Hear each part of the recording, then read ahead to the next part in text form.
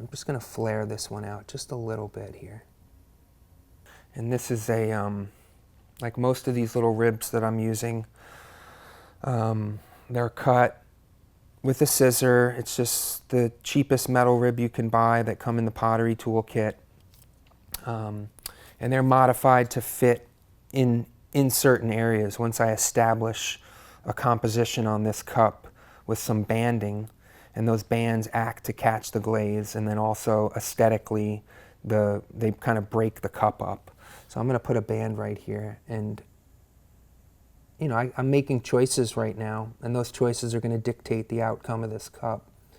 You know, so I could put one band here, which I think I'll do for this cup, but I could potentially put 2, 3, 4, 5, 6, and that will, you know, create composition on the surface of this cup and create variation from cup to cup, and also give me the challenge of when I come to put surface on this cup, and each one will be a reaction to that.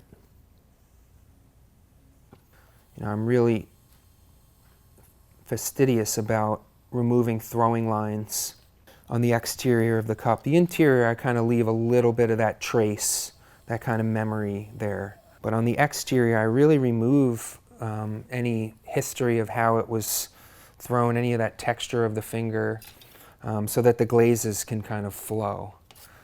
So with this cup, I'm going to put kind of a textural treatment on the side, which is fashioned after just observing life, really. This is sort of like a take on vertical blinds and how they kind of overlap one another when they're closed. And so I'm using a painter's palette knife, which is used to obviously mix paint, and then just a straight edge. And I'm kind of, you know, putting the palette knife, holding it at maybe a 45-degree angle and swiping up, so that when I put texture into the wall of the cup, I'm getting a straight line, right? I'm not just relying on my hand to move that line up. I'm using this straight edge as a guide.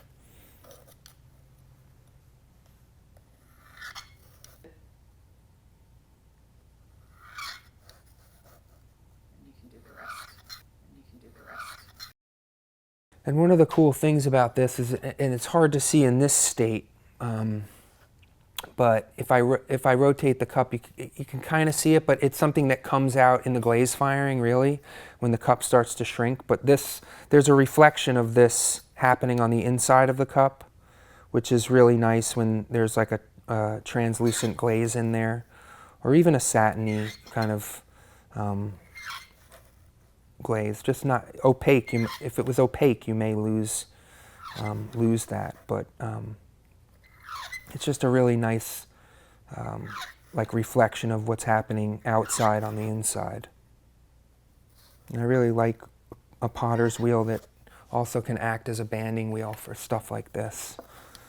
You know, it just makes the fluidity a little easier to manipulate the clay in the way you want to, for my purposes. Okay, so what happens when I do that, though, is that sometimes the rim gets a little distorted. So at this point, I'll go back to my rib. I don't want to touch the outside because I don't want to smudge up the texture that I just put, but I'm just going to kind of compress from the inside out a little bit here.